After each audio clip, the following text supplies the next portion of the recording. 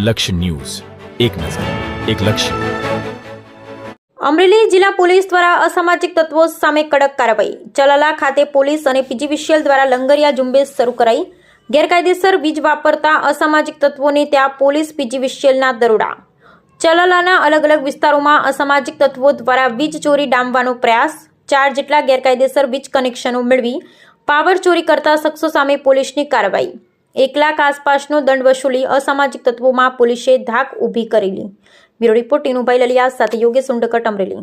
હા, એમાં આજે એવું છે કે હું ચલાલા સબ ડિવિઝન નાયબ ઇજનેર એસટી ઘરાસિયા આજે પોલીસને સાથે રાખી અને વીજ ચોરી જે કરતા હોય તે ચલાલા સબ ડિવિઝનમાં આપણે જે વીજ ચોરી કરે તેના માટેની આપણે લંગરિયા રિમૂવલ ડ્રાઈવ પોલીસ સ્ટાફને સાથે રાખી અને કરવામાં આવેલ છે, જેના આધારે આજે અમને ખૂબ સફળતા મળી છે. અને જે વીજ ચોરી કરતા તત્વો છે તેમાં પણ આપણે એક માહોલ ઊભો કર્યો છે કે વીજ ચોરી કરવી એ ખરેખર એક દંડનીય અપરાધ છે, જેથી કરી અને વીજ ચોરી કરવી જોઈએ નહીં.